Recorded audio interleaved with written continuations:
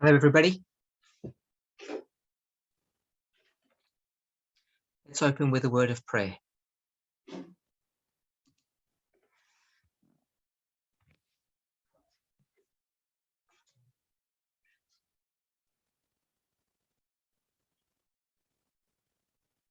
Holy God, we thank you for your watch care over your people.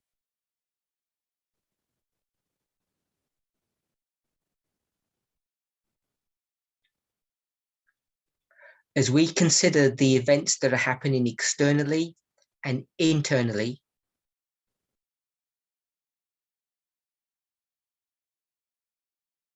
help us to have a clearer understanding of what your will is.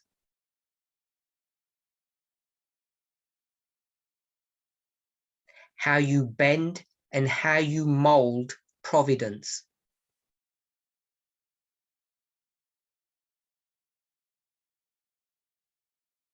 How people, both big and small, are pawns in your hand.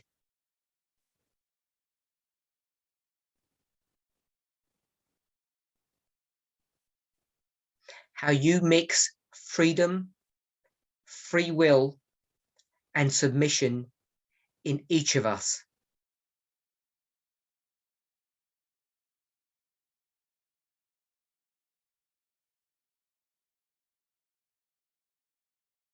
As we see prophecy being fulfilled before our eyes,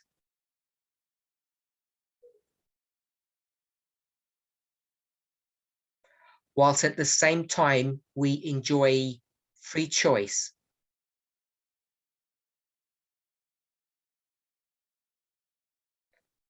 we marvel at your wisdom and your power.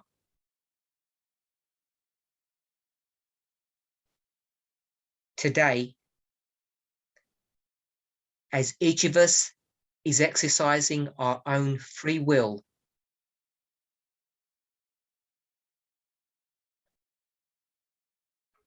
may we sense the Holy Spirit moving amongst us, asking us to submit our free will, our free choice,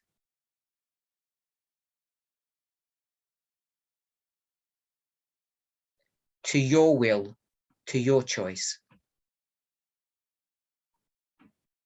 In Jesus' name we pray, amen.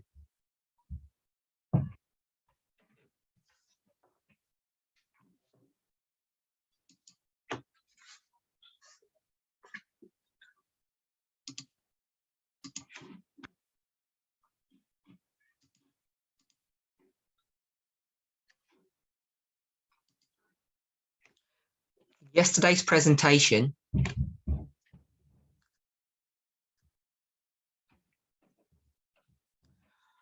I went through a question and answer interview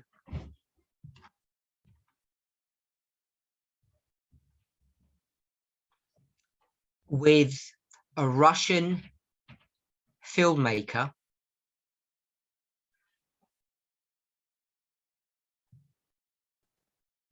called Maxim Pozodrovkin.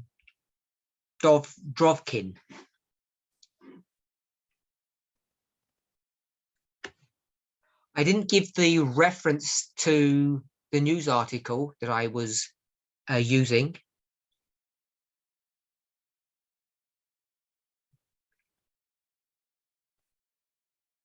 I chose not to do that so that we could focus on the words. But some people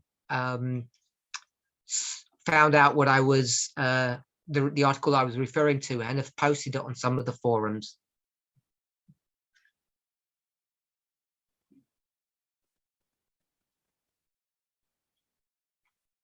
The title of the article was "Americans may be greatly underestimating the impact of 10 years of Putin's propaganda."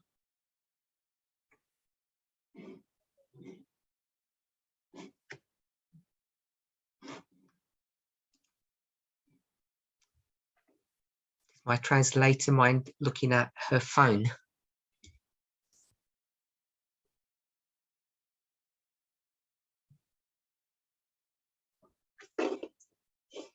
Because I sent you a message.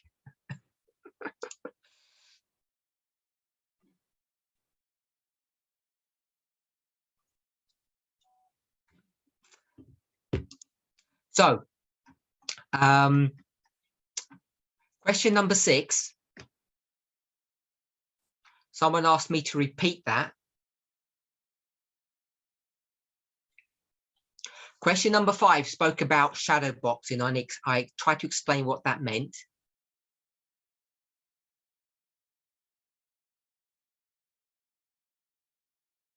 A similar term in English is called saber rattling, and a saber is a sword.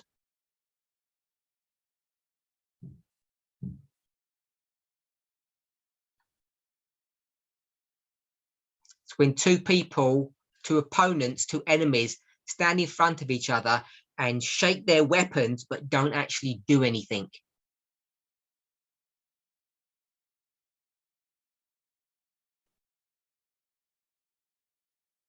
So the questioner says, based upon the previous question, it's a two-part question,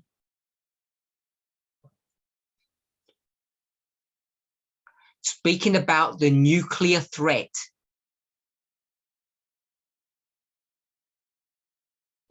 So the nuclear threat is not so much viewed as saber rattling,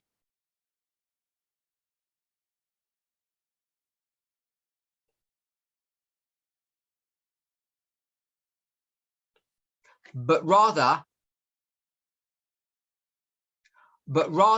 look what you made me do. You, the West, America,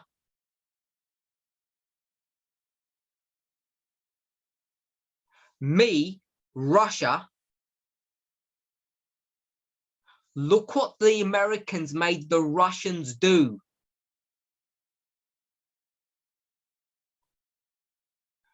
You, the West, forced us to press the button.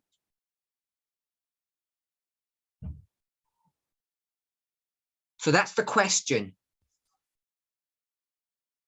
Is this the Russian mindset?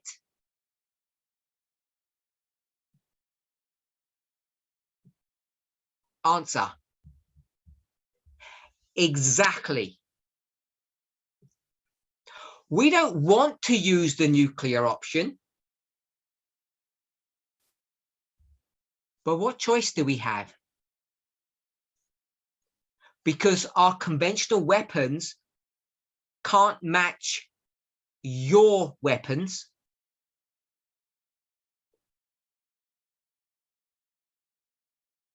And we can all see this happening before our eyes as you watch the news.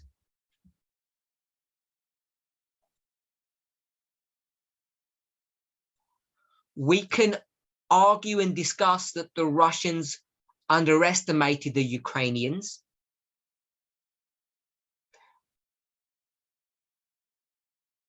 That they did not properly prepare.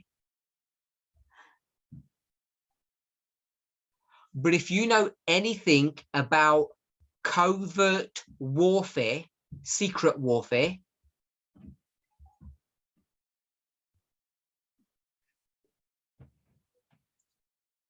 you know anything about special operations, special operation units,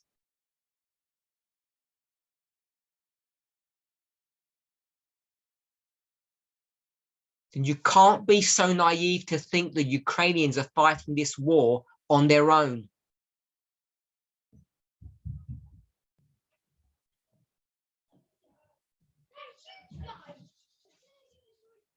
It's certain that the West, that the Americans have soldiers on the ground in Ukraine.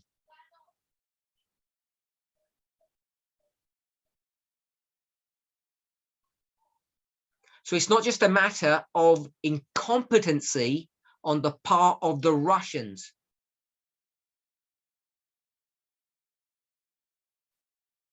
It's not that easy to kill. I'm just going to say the number. It may be wrong, plus or minus, but it's not that easy to kill 7 generals.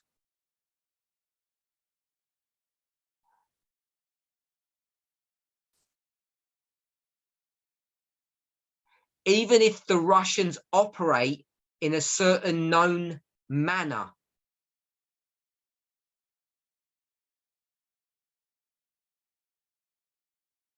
And I would argue that just the Ukrainians spying on people's cell phone usage wouldn't detect those generals.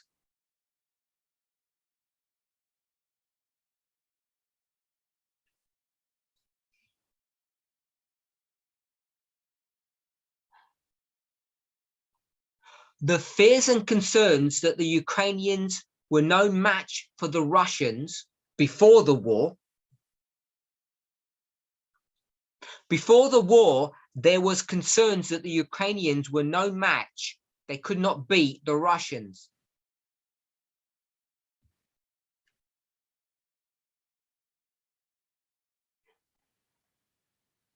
So how comes they're so successful?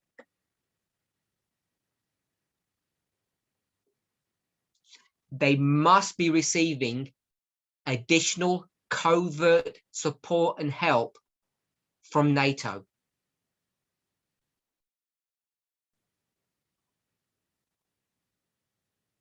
It's naive to think otherwise, in my opinion. So we are, I don't know if you know the word funneling, or we're forcing the Russians into a corner. We're forcing the Russians into a corner.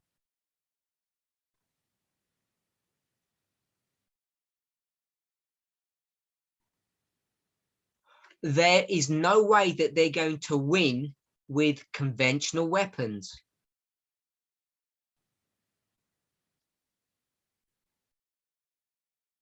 So when they say, look what you made me do,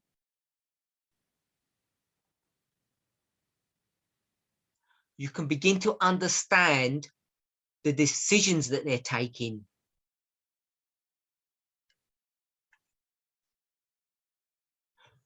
We need to understand our own mindset and their mindset.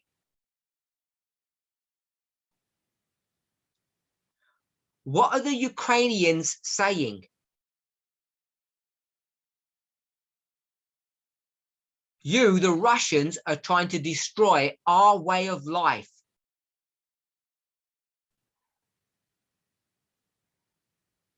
And what we in the West don't understand, which this interviewer was trying to bring forth,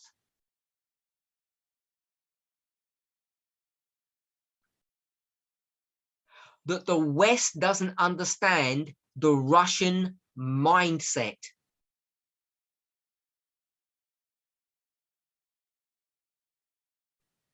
And I think that I believe that we think that the Russian people don't agree with Putin. If you just show them the other side of the argument, they would turn to us.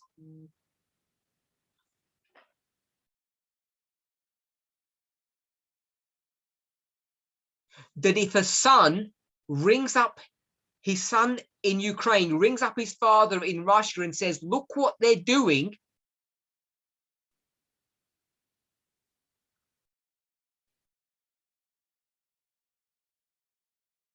that the father will say to the son, I didn't realize. Thank you for informing me.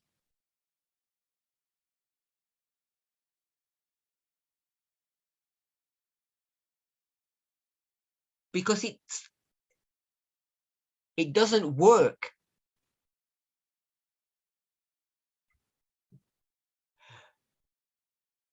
The indoctrination, the manipulation of information has happened for so long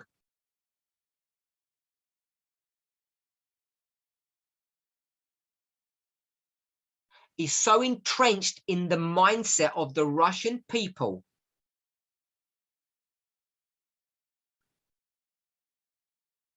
it's intergenerational, that it's not going to be easy to persuade them. Now, I don't know what you were thinking when you understood, when you were taught about the death of the King of the South.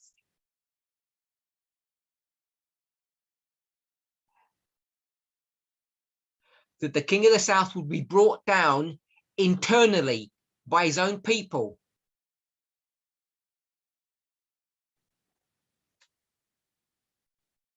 I'm not saying that that is not going to happen. What I am saying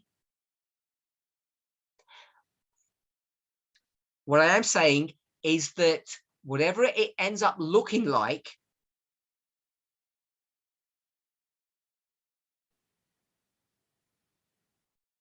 however it plays out,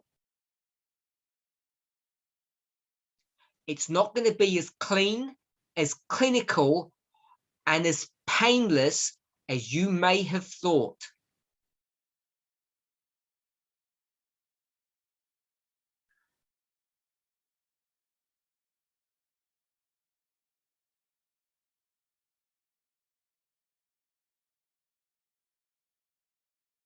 Yes.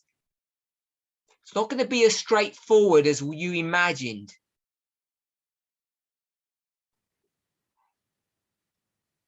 And I don't just mean that there's going to be inflation and food and fuel is going to be more expensive.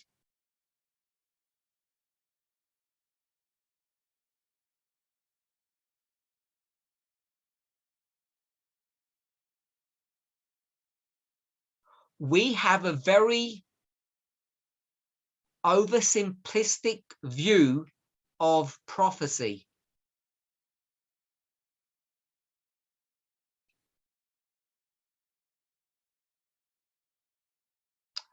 Its actual fulfillment is much more complicated than we realize.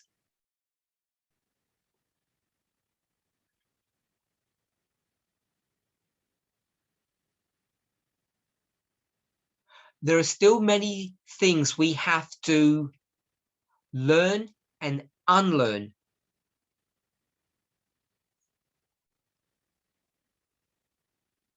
Okay, that was question 6. Someone asked me what that was.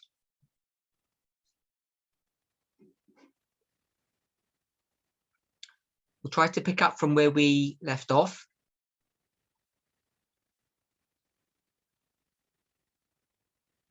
Going to go back to question 11.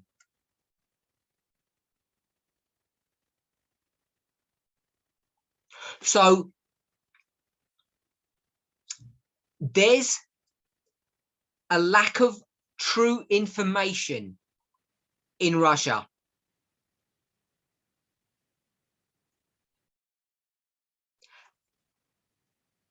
And there's a lot of propaganda.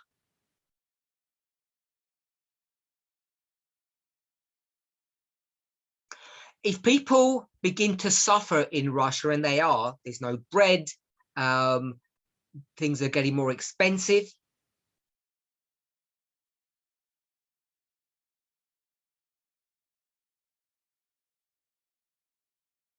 There's already claims that 10% of the Russian military force that went to Ukraine are dead.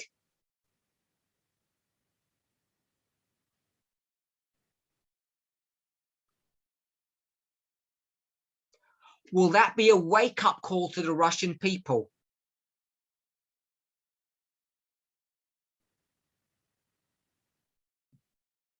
The answer is no. Because you're familiar with this term, double down. Double down is an English term which means whatever direction I'm going in, I'm going to continue to go in that direction in a stronger, more forceful fashion.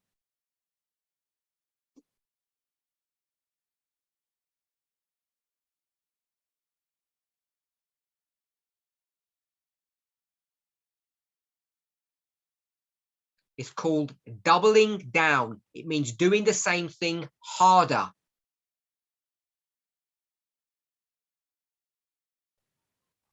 So the Russian people are going to double down, and they're going to realize that they are victims, and they're going to be even stronger in their support of Putin.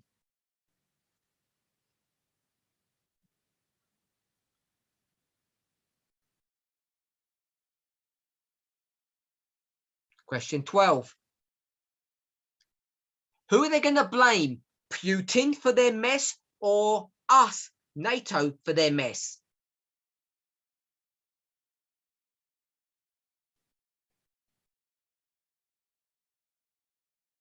They're not going to blame Putin. They're going to blame the West.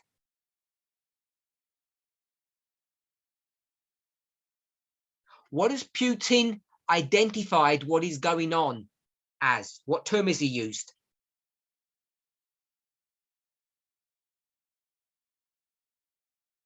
He has said that Western sanctions are an act of war. They're a weapon.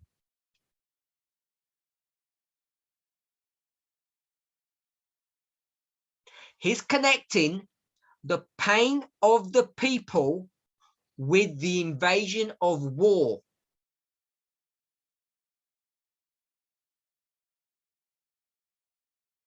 It's all a defense or an attack upon the Russian way of life.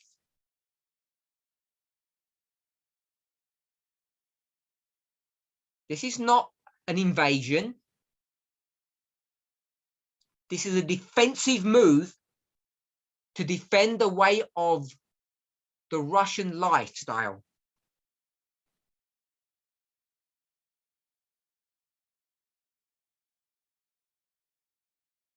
The West has bribed the Ukrainians,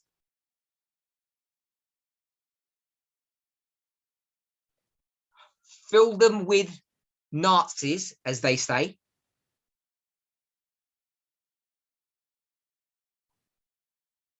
and when you go to defend your way of life,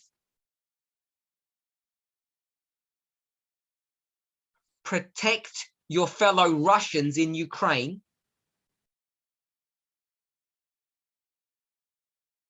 the West don't send airplanes, they send sanctions.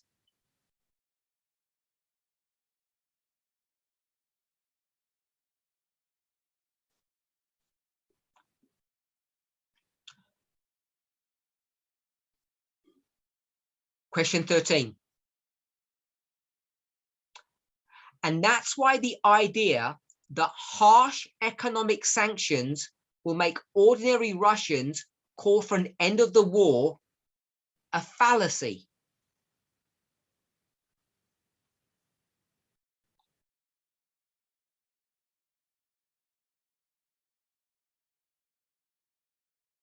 Absolute. So it's a fallacy that if you put sanctions on Russia, the Russian people are going to change.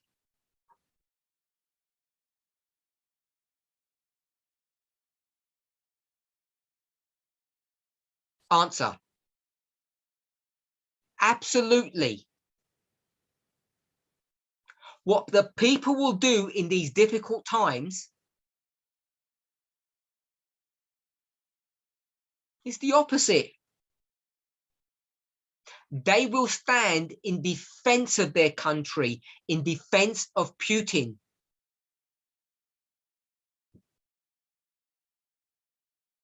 And they will see this display of Western strength as an attack upon them.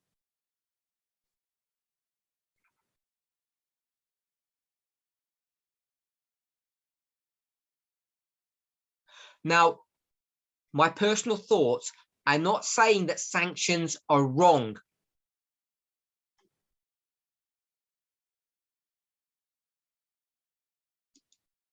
That they're not necessary. But they are too little, too late.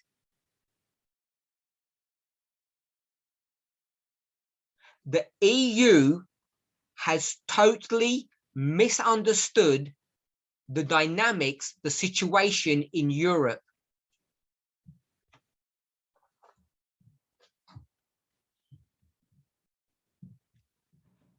That in combination with 4 years of Trump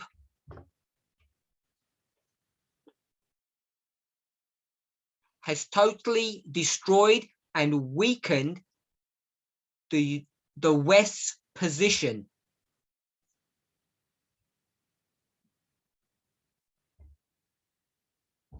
And some of the worst offenders in this tragedy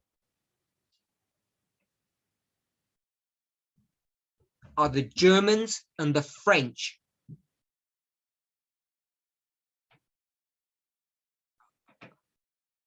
We can blame the politicians of those countries,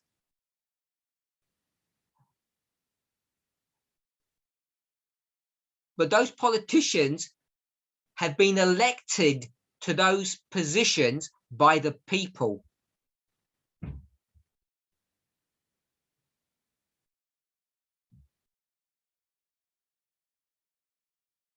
It's not that easy to separate the Russian people from the Russian government.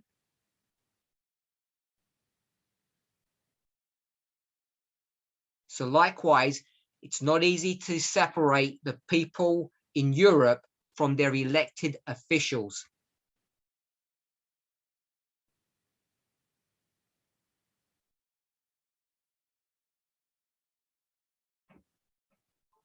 It may surprise you, but there are some people in this world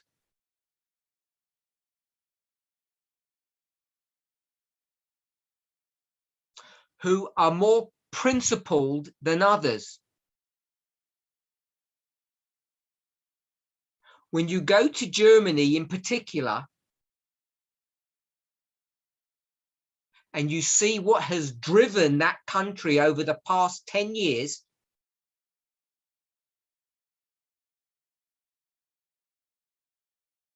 it's more than 10 years, it's 40 years,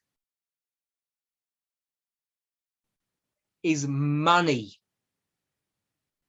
The Bible says filthy lucre. Filthy, dirty money. And now they're paying the price for this. But not only them, all of us collectively are. We're at the place now that Russia is threatening to press the nuclear button.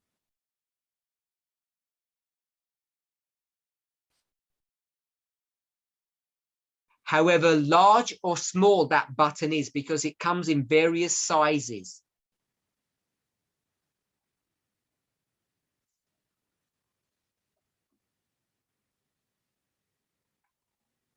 Question 14.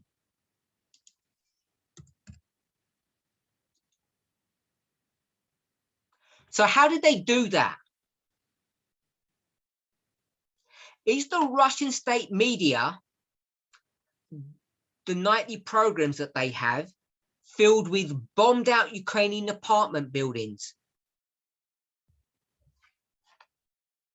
So How are the Russian media persuading the Russian people about what's going on?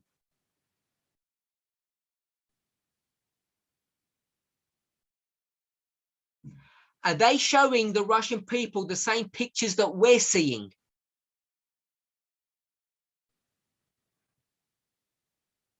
Of course they're not. Answer.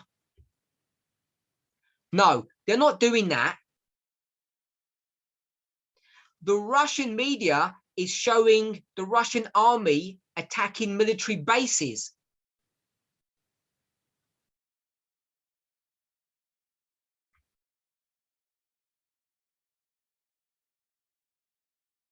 They're projecting strength.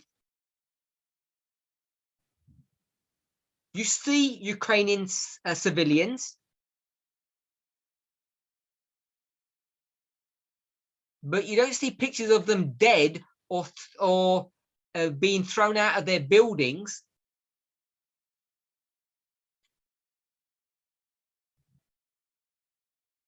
It's pictures of Russian soldiers handing out food to elderly people.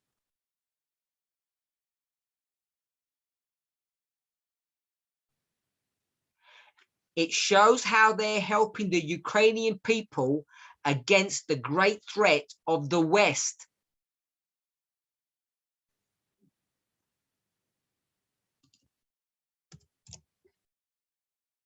Question 15. So this is all part of the reunification narrative.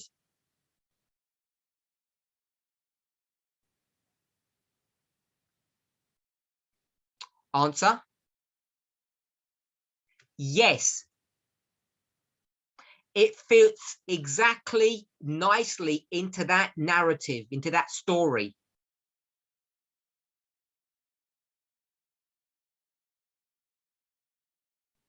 Reunify the people and save them from the Nazi government.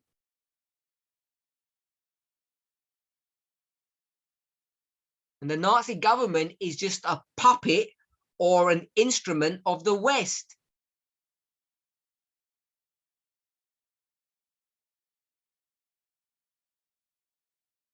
And that's when maybe you might see some bombed out apartment buildings.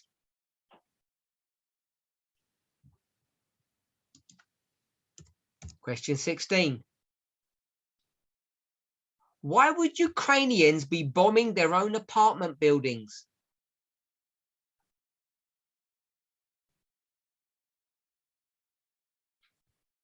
Answer. It's NATO that's doing that. Final question 17. It's a rhetorical question. It's a statement, really. NATO isn't attacking Ukraine. The answer. The covert Russian answer.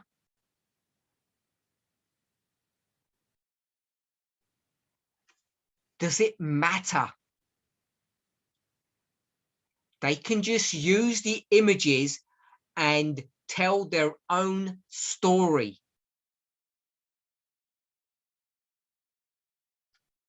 Because after all,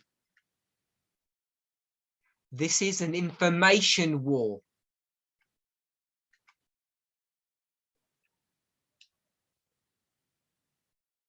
As we see this war being prosecuted, developing over the weeks, it may have taken you by surprise. I suspect it has.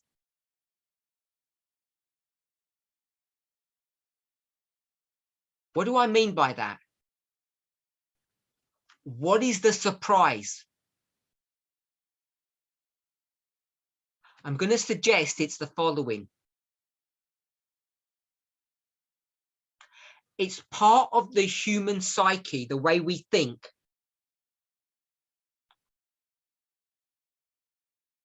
to compartmentalize things, to put them into nice little boxes.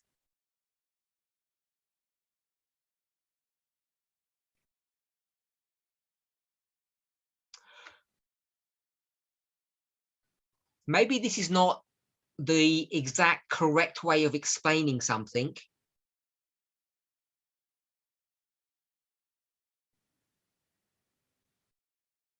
But we have vertical thinkers and lateral thinkers.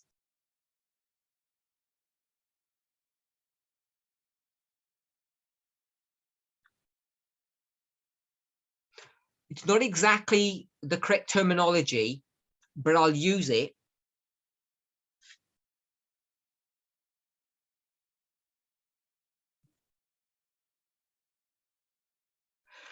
Generally, people are very poor at multitasking.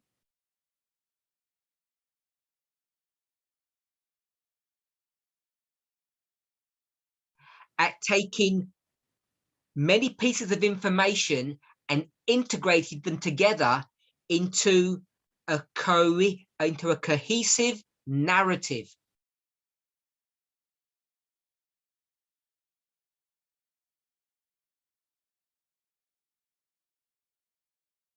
Our brains are designed, constructed in a certain way.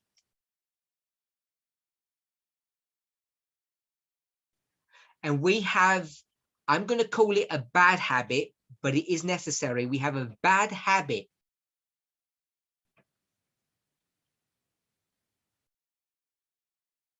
but it's necessary to take complex information and simplify it. What we do is look at the world, this complicated world, and try to understand it in a simple fashion.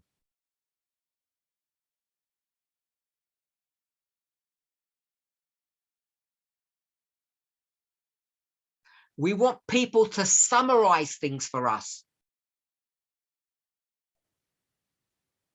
Give us the short answer, the simple answer.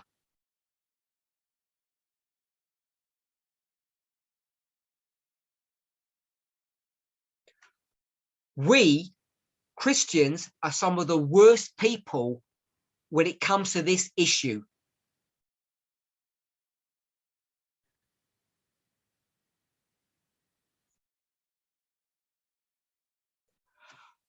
I am one of the worst proponents of this.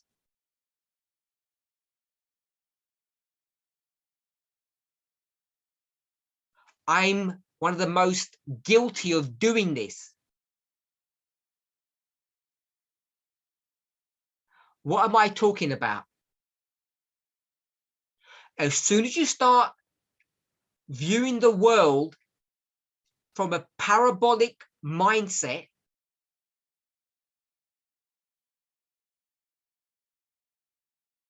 when you start explaining a complicated world through parables,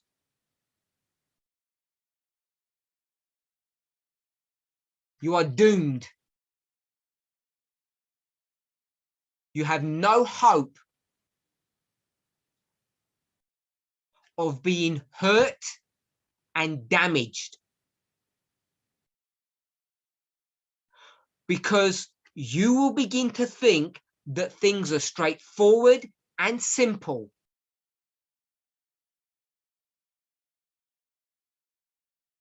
And that, combined with the way that our brains work,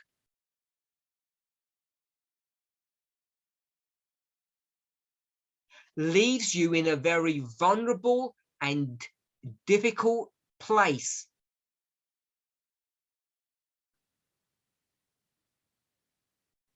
So in the past, you read inspiration and you believe in what we call hot war.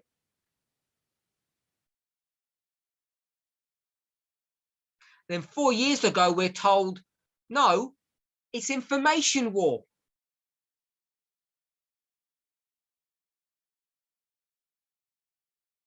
So because our brains are flawed,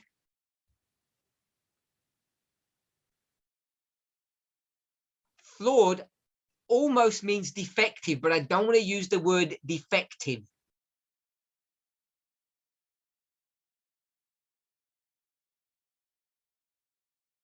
Because what's necessary ends up becoming a problem.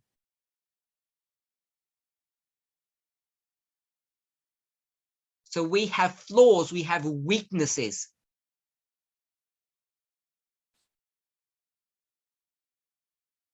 Those weaknesses, those flaws are necessary, but they can be exploited.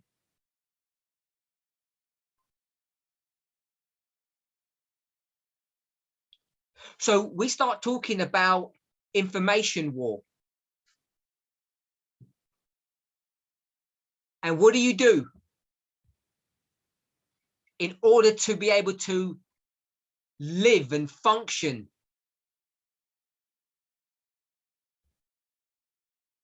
In order to understand what's going on, that's what I mean. You throw away your old model and take the new one and replace it.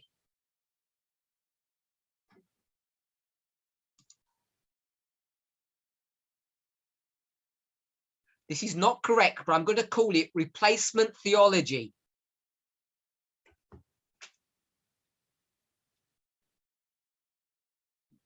Throw away hot war and take information war on board now.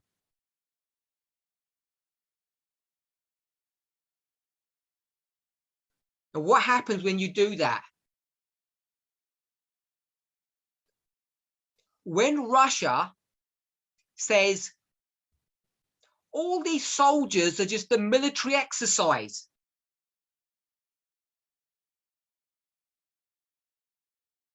we're just training in Belarus, don't worry.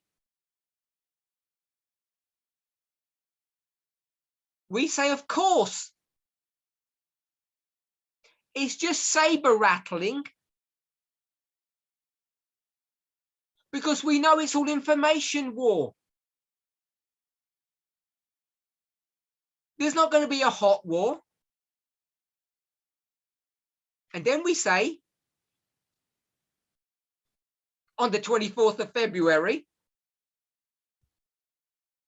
okay, it's a little bit hotter than we thought. But don't worry, because it's not a real hot war. Because we all know what hot war means. It means American brutes on Russian soil.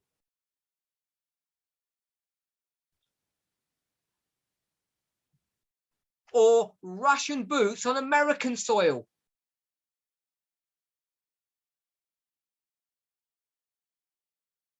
I want to remind you, I can't prove it. Well, I can prove this first bit, but not the second. Fact. Ukraine is part of Russia. The maps may not show it. You may not believe it.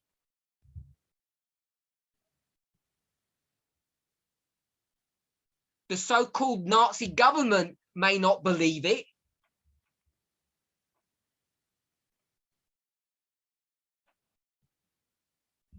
But Russia do. Not just Putin. That's fact. I can't prove that there are American troops on Ukrainian soil today, but there are.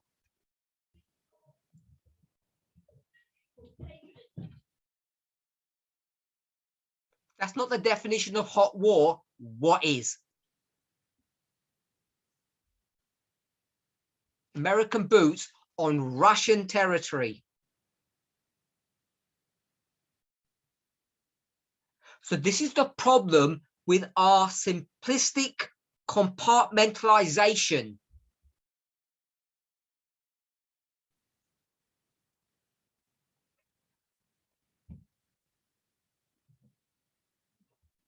When we were children, we thought as children. This is 2012, 2014, 2016. This is under the direction of FFA. We were children.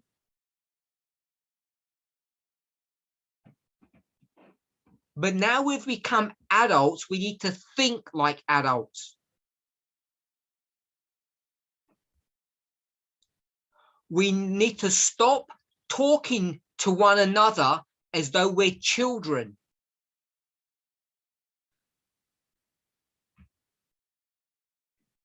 When you have a teenager and they ask, what's going on? You simplify things.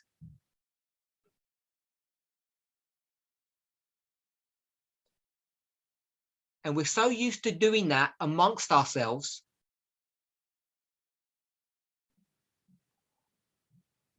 It's easy to get caught off guard, which is what has happened.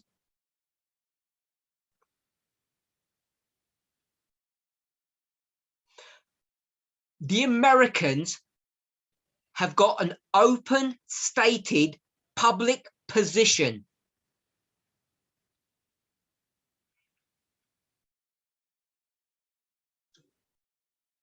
We should all know this. I believe we all do.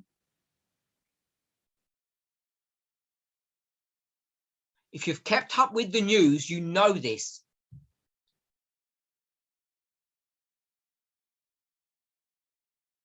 It's this simple concept. They don't separate information warfare from a missile or hot warfare.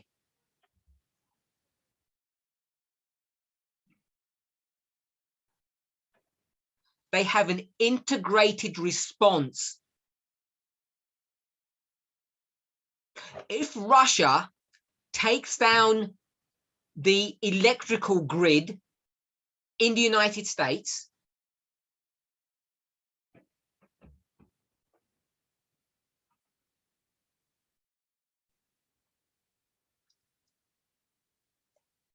through a computer virus,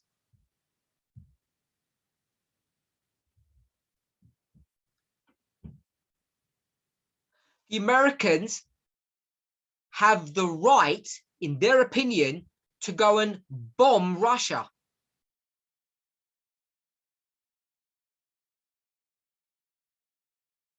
They don't say, oh, you slapped me, I'll slap you back.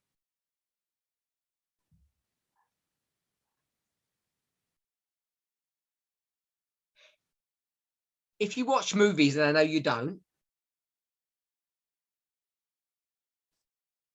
sometimes they have these scenes. These two gangs are going to come to a fight. And one of them pulls out a knife. And the other party says, and you came to a gunfight and you brought a knife.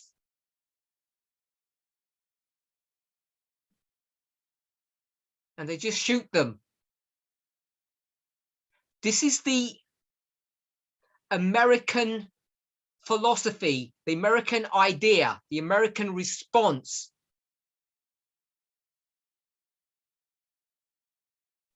Any kind of attack,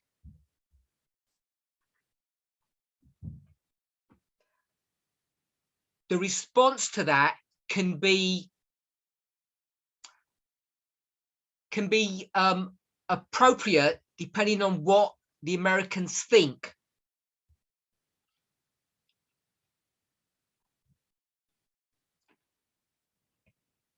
So if the Russians want to manipulate the American elections, as an example,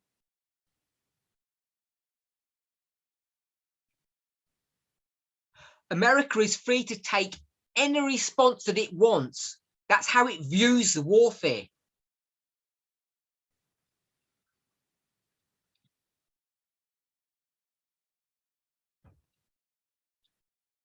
So what I'm trying to say is this. As we view the Ukrainian war, and we speak about spheres of influence, we speak about information war, we speak about the death of the King of the South.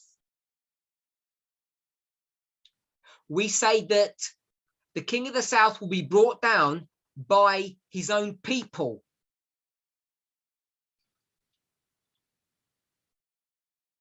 These are all parabolic models.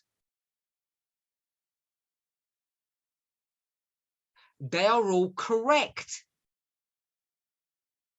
But when you see their fulfillment in real life, I'm suggesting that it's not as straightforward as you may think.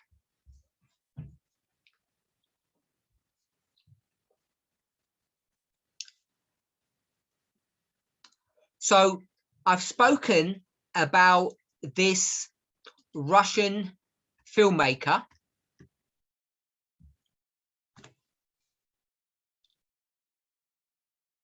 Maxim.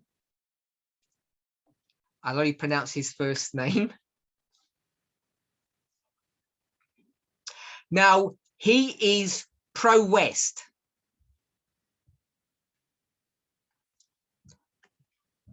In the few remaining moments that we have, I want to speak about someone else.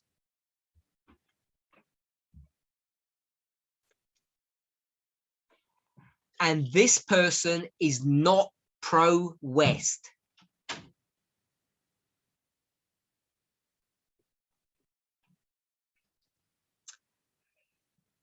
We could call him a prophet or a guru.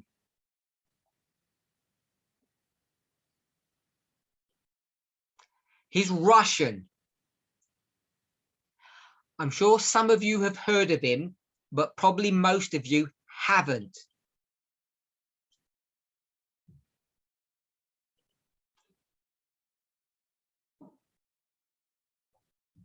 And as soon as I mention his name, you're all going to be on the internet finding information about him.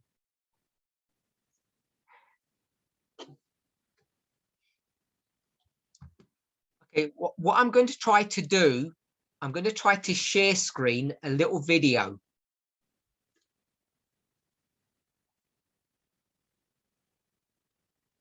So I'm not very good at this. So if it doesn't work, I'm going to seek technical help.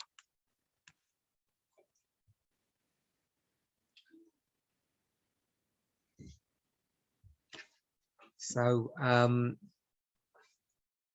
guess I'm going to check with Daniel if I don't get this to work. So if he can be ready.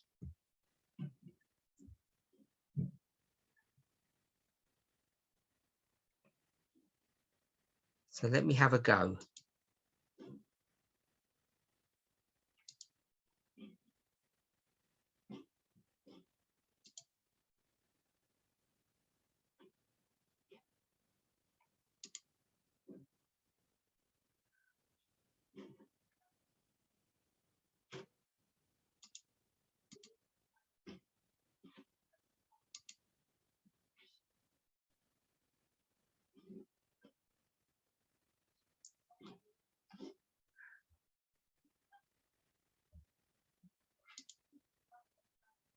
So is this working?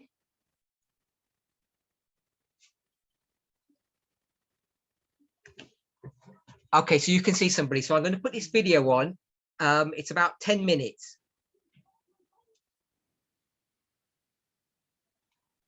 Now, obviously, this is all going to be in English, so I want to apologize to all the translators.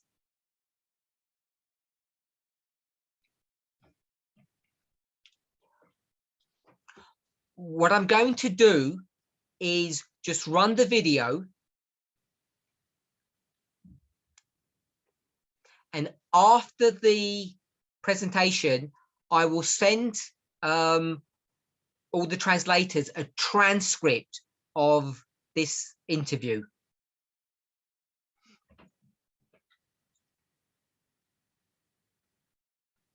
What I was going to do is well, I was going to read through the transcript, but there's not enough time to do that because it will take some time. So I'm just going to send a transcript.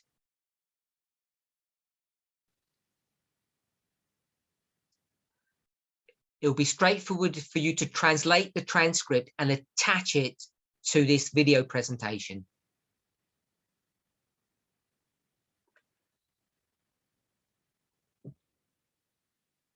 So that's what I'm going to suggest, unless someone has a better idea, but they can tell me that afterwards.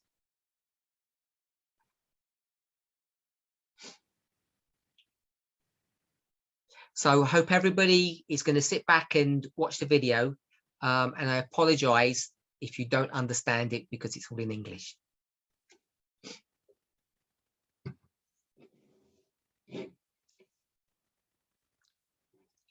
Now, remember, this person, you can see his name is Alexander Dugin.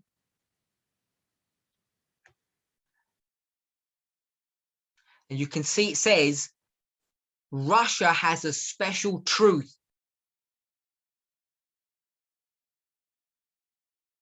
You have all heard the term unilateral and multilateral politics.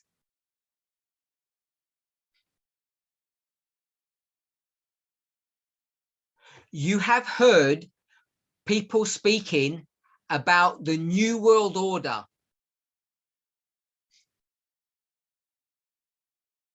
So after 1989, coming into 1991, the Americans spoke about the New World Order.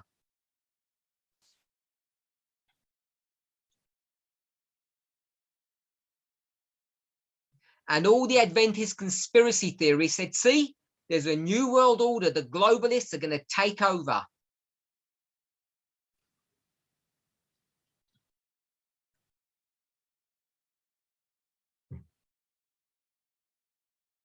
But we all know, you should know,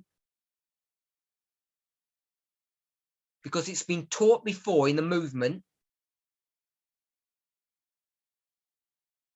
what the Americans meant.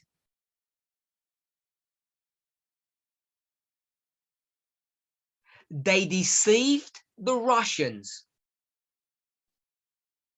They said, we're all going to be friends. But they double-crossed them and said, we're going to have a new world order and we are going to be the boss.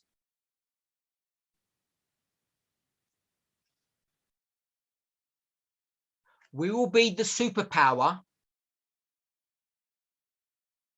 It will be a unilateral system, one leader, which is not what the Russians were promised. And this person is going to comment on this. And he's going to try to explain how the Russians see things.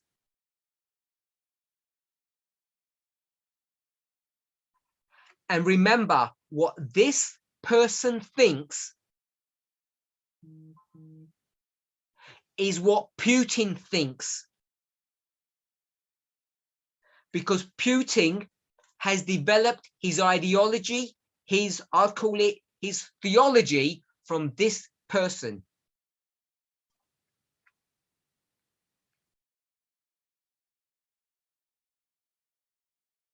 Okay, so let's listen.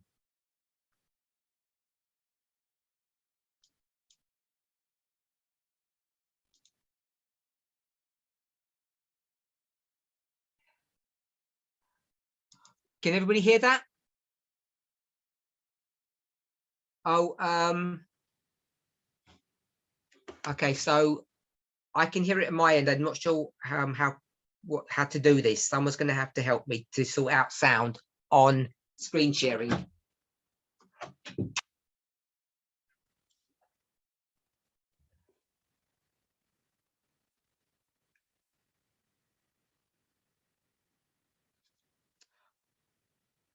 Okay, I'm using headphones to communicate with everybody, and I can hear the YouTube audio on my computer loudspeakers, so I don't know if that's the problem.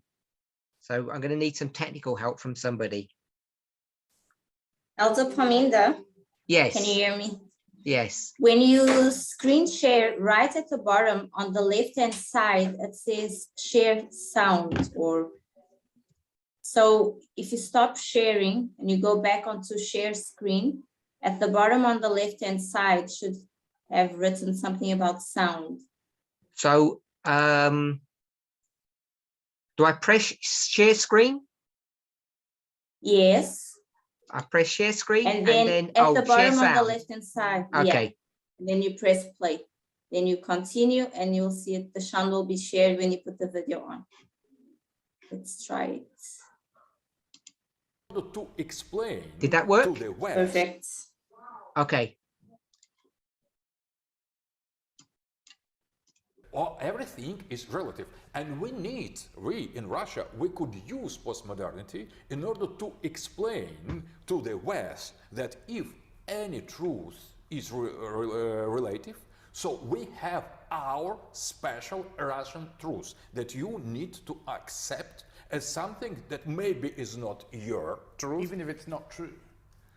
But if the truth is relative, that doesn't mean that the truth doesn't exist. Yeah. That means that absolute truth, one for all, doesn't exist. Let's take an example. If you watch Russian television today, you'd think that Russia and America were about to go to war.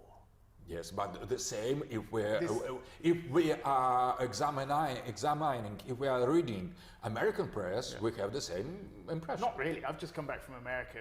You don't really get that impression. Do you think this is genuinely the case? No, I think that now the situation is in Syria, for example, United States continuing to be unipolar or continuing to consider itself as unipolar power. It says no more Assad, and Atlanticist powers of the Western Europe repeats after Washington. We doesn't want any more Assad, but Putin, other civilization says stop. Let have Assad, and after that there is our nuclear and military power behind Assad. So, and that is serious. If you are boss, you could not let the other decide, if you really is a boss, decide what to do in your realm of responsibility. It is conflict. And Russia says, no, you are not boss. You are not anymore boss. That's very serious. It is, if we insist on multipolarity, and if behind us there is nuclear weapon and the iron will to defend, for example, in the little case of Assad, defend Assad. Assad is principally not because we have so much interest there. That is the question of who rules the world. That is the problem. So that's possible war. Only war could decide really who is the boss. Do you think that's really a possibility? If United States... I just want to stop for a moment. This interview was recorded in 2016. And for those of you who can understand the English, you can see what the struggle is about. He says, without using the term, it's a sphere of influence.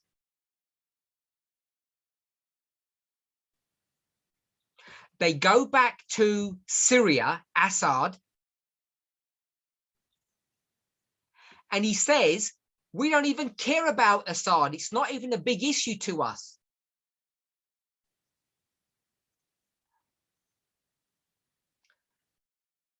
He says the only reason we protected or defended Assad,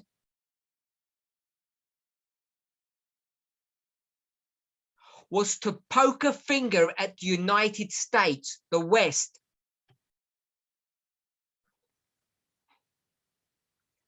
We wanted to make a statement, we Russia, that you Americans are not the boss. And we will defend Assad to make that point. He's telling you Assad is a pawn in this story. This is exactly what the message that this movement teaches has been saying.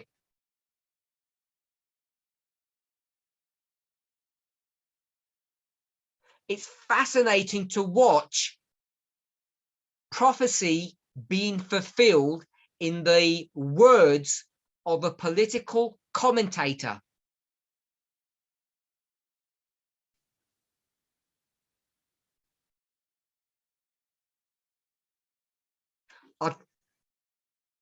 I'll carry on. States doesn't want to start a war. You should recognize, United States should recognize openly for all humanity, all mankind, that United States is not anymore unique master. So let recognize that there will be no war.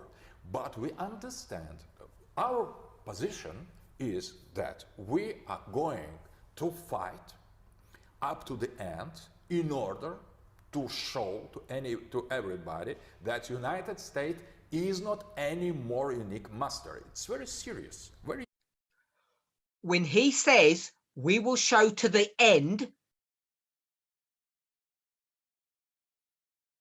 if you tie what he said to the previous interview,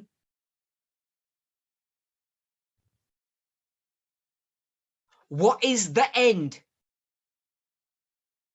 Russia has a GDP that's equivalent to Italy.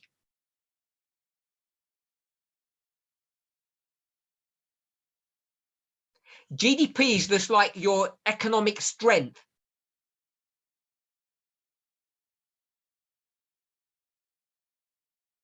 They're not a strong country. The only thing that makes them strong is their nuclear weaponry.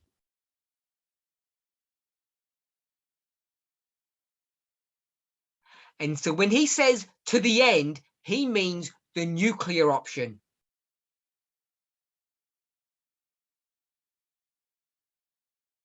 We'll carry on. Serious, because we are seriously going to show and to confirm that we are entering in a multipolar world. And the situation in Syria, on Ukraine, and anywhere else, that's only the case to prove that. We don't want that, but we understand that if we will be not ready to pay all the price for that, we could not gain. So Ukraine and Syria are all about proving to America that they're not the boss. Yes, absolutely. Absolutely. That they are not unique boss. Can I ask you a personal question? Can we see what the issue today in Ukraine is?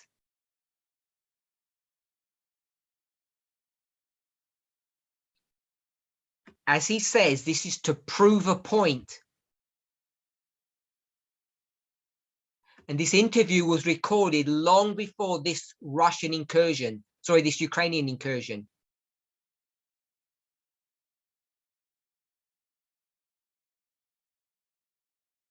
We'll carry on.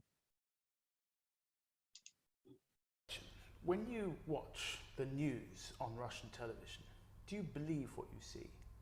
Absolutely, because really? You're an intelligent man. Surely you can't. Yes, believe because some of the most outlandish things. no, absolutely. Postmodernism teaches us to understand, or sociology. I'm sociologist as well. And what is total fact, according to Durkheim? Total fact. The founder of sociology, Emile Durkheim, affirmed that total fact, it is the fact the society believes in. So if enough people believe it, it'll become true. No, the truth is the question of belief. And postmodernity shows that every so-called truth is the matter of believing. So we believe in what we do, we believe in what we say, and that is the only way to define the truth. The truth is the matter of belief. Can you see why the rhetoric, the position of Europe is naive?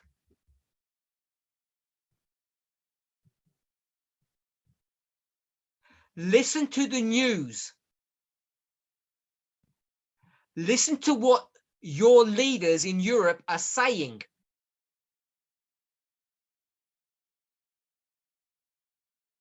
They want the Russians to have a level of common sense.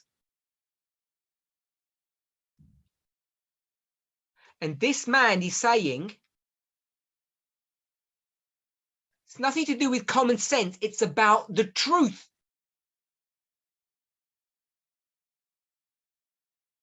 He has a version of the truth because he just believes it. And that's why you cannot reason with Putin. We have now arrived at the point of no return. The conflict between the two kings is now inevitable. It's a war to the death. And what I'm saying is when that death happens, it's going to affect each of us in a more significant way than we realize.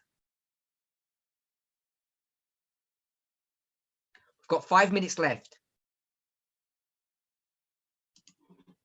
And that is not only our position, because when I see Western media, I ask myself how the people could lie in such way. They lie about everything in the world. But after that, I say to myself, stop, that is not lie. It is their truth. But wait, they are completely convinced that they are true. I work in the Western media. I'm a reporter. I go out on the ground.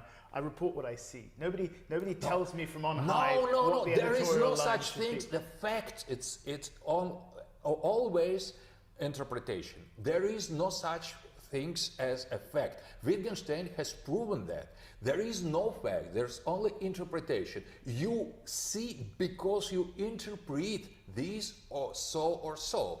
Our manner of thinking of any man, of any culture, of any civilization, it deals only with interpretation. You cannot see nothing without interpretation. What you see, it's interpretation. I see you can argue that philosophically, but it is not if practical. somebody flies an airplane and drops a bomb on a building in Aleppo, somebody's dropped that airplane. Somebody's whose dropped that airplane? bomb. Who has fixed that? Whose airplane is it? What is the bomb? What is the quarter the bomb is falling on? What are the people? Yeah. And there begins our interpretation, because But it is the it's- war. but It it's is either- very difficult to go in it to see and to prove. For you, any bomb falling is a Russian bomb, any killed by Russian bomb should be an innocent civilian, and any harm that is done in the Aleppo or in the Syria is absolutely from the beginning. You have no idea that could be different because you are real, normal Western man, Western reporter, Western journalist. It is your truth to say, to presume, to be completely convinced the Russians are evil. So that are their bomb. But that's where you're wrong. I spent many years studying Russian and learning to love Russia and all things Russian. But nevertheless, that are our bombs that destroy innocent civilians everywhere. I'm not saying they all are, but sometimes they are, right? Never. Never. Never. No. Not only American and American marionettes of ISIS and the other Jabhat al-Nusra bombs are killing innocent civilians. Because those are the only ones that are killing you. Can you see the narrative that he is portraying about Syria?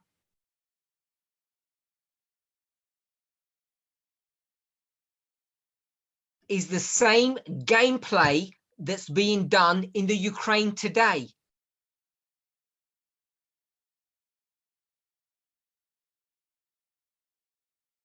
The Russians didn't do anything. It's all Western propaganda. What they did in Syria, they're now doing in Ukraine. It's the same plan.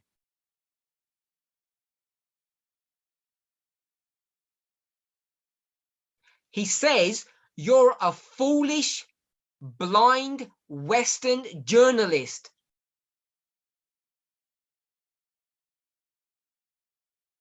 You have been manipulated by the Western government.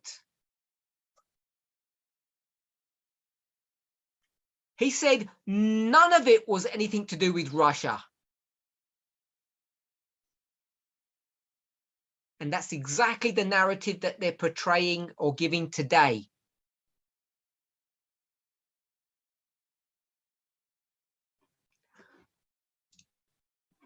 Let's carry on. Our interpretation, our vision. But you can't really believe that. I mean, I don't believe it.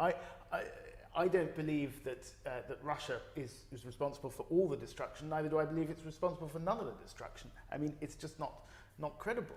No, but when we see Western media, we see when, for example, someone is a little bit on the other, try to say that maybe not in any case the Russian bombers that destroy the civilians, so it is cut. So maybe personally there are people who are with broader sense of understanding reality. But if we take the Western media, we see that normal reportage, normal observation of what is going on in Syria is completely biased by these preconceived ideas. And I understand that, and I recognise that. But isn't it true that Russian television has seen that there is implicit bias in how people report where they are, and they've taken it and multiplied it by 100. We could speak on two levels. Yeah. If you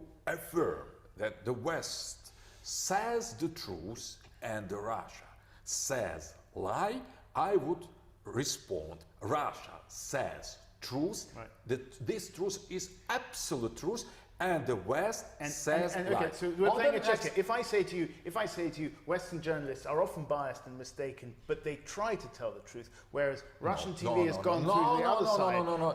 If you say that, and they're not even trying to tell the truth. If you say that Western TV is sometimes biased, sometimes not, I would say Russian TV is sometimes biased, sometimes not. If you say we are sometimes not biased, but you are always biased, I would say exactly, you are sometimes biased, we are sometimes so we're always not biased. Exactly equal.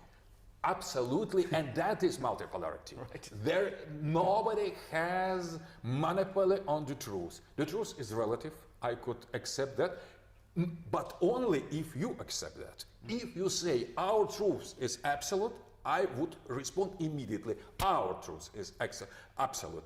I don't believe that, and you don't believe it. Or maybe you believe, if you believe that your truth is absolute, you are normal Western man.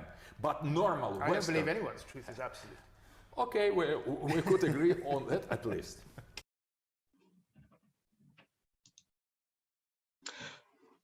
So, I hope that that interview was instructional.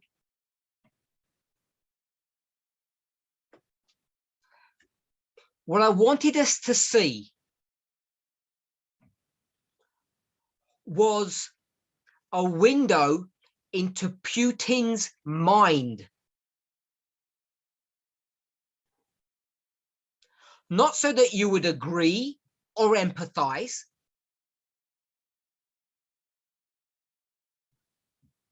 but that as observers, you would understand.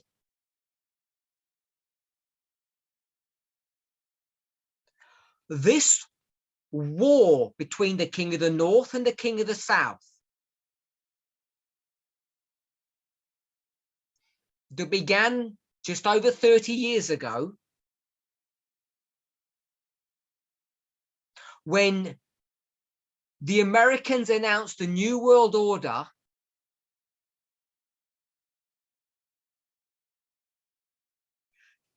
has brought us to this point. The Russians are fighting for their lives. When I say the Russians and they, maybe we can just say the King of the South.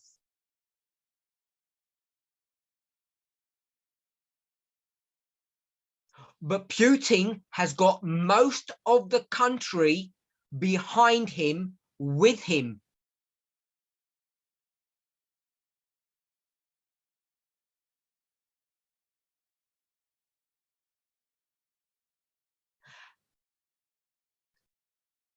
And in many ways, he's on the defense, and the Americans, the King of the North, is the aggressor.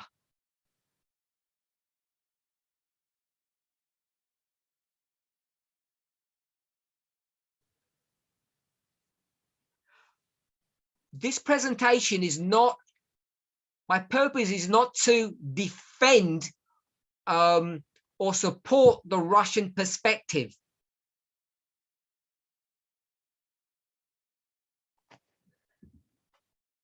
That's not our objective as students of prophecy. What I want to do is help us to understand and see that the simplistic, parabolic stories that we have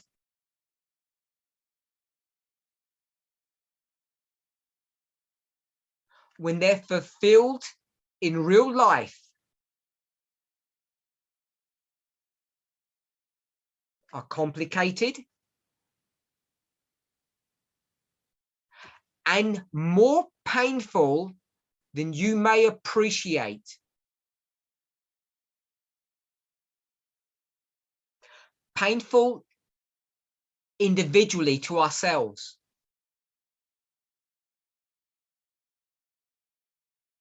Because it means that we have to rethink some of the simple ideas that we had.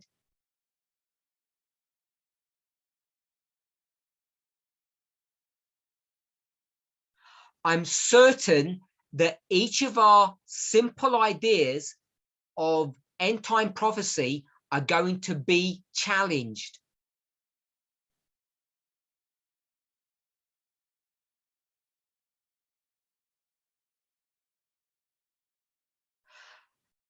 And I don't want to portray that as it being a problem with you as an individual.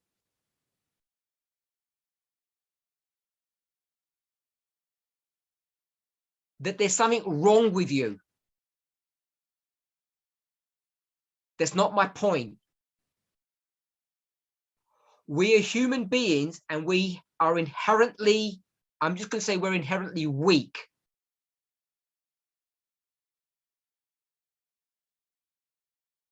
Our construction, our mind, our brains are fragile.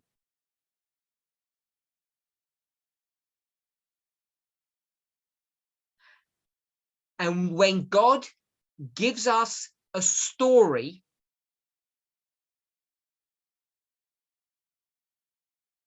depending on how we want to view it,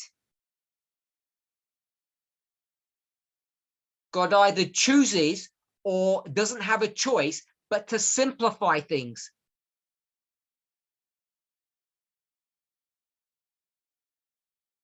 So that we can hold on to things and believe them. But their fulfillment can be substantially different to what we expect.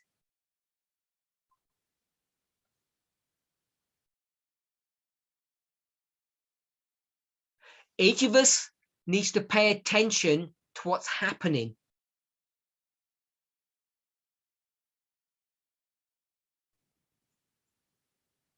And each of us must be careful that we don't lose our faith.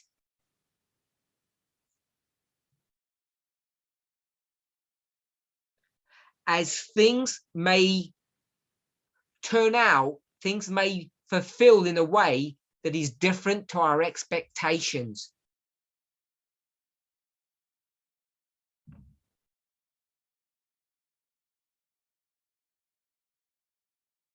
We have to hold on to a simple model whilst we're observing a complicated fulfillment of prophecy.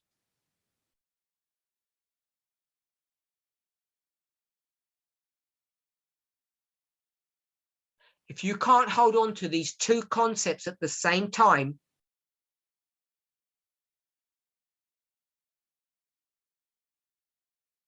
you will make shipwreck of your faith.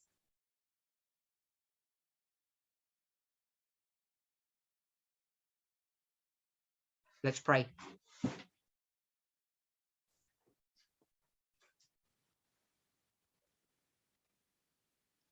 Holy God, I want to thank you. I want to thank you that you have chosen me, that you have given me the privilege of being in this movement.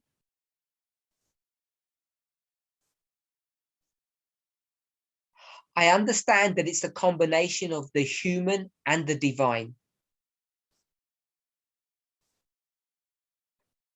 There must have been something that you saw in me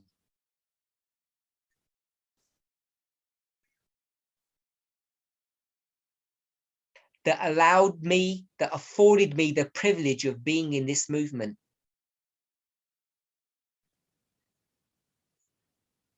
But my journey is not complete. You're still observing me and supporting me.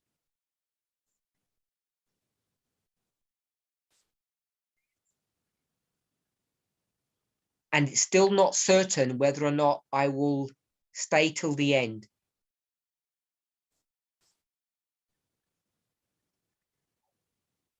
As I speak about myself, I also speak about every person who is in this movement.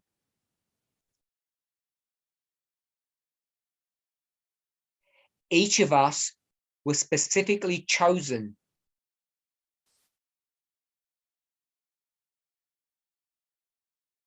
identified and called out from the world.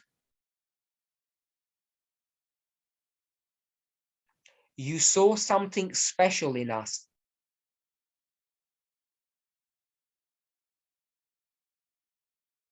But that does not guarantee us success.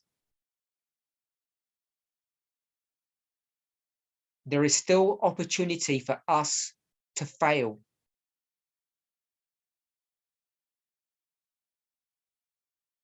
As we see events fulfilling before our eyes,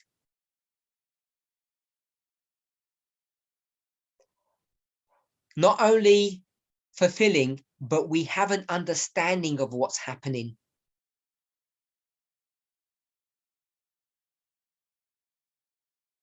In a way that we never had in the past. We walked blindly through 9/11.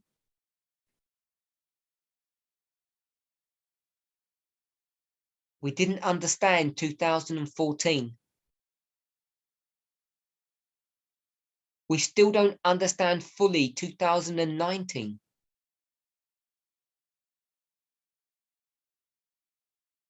But we're here in 2022. And we understand enough about what is happening.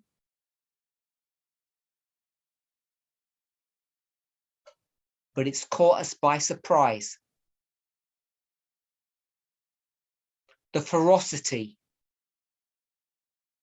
the heat, the destruction, the death. Help us to understand that the death of the King of the South will be difficult and prolonged and will not look as we suspected it would.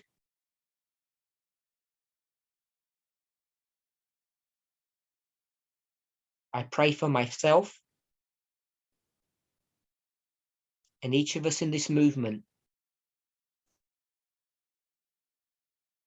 that we hold on to the truth that you have given to us, that we don't lose our faith. In Jesus' name, amen.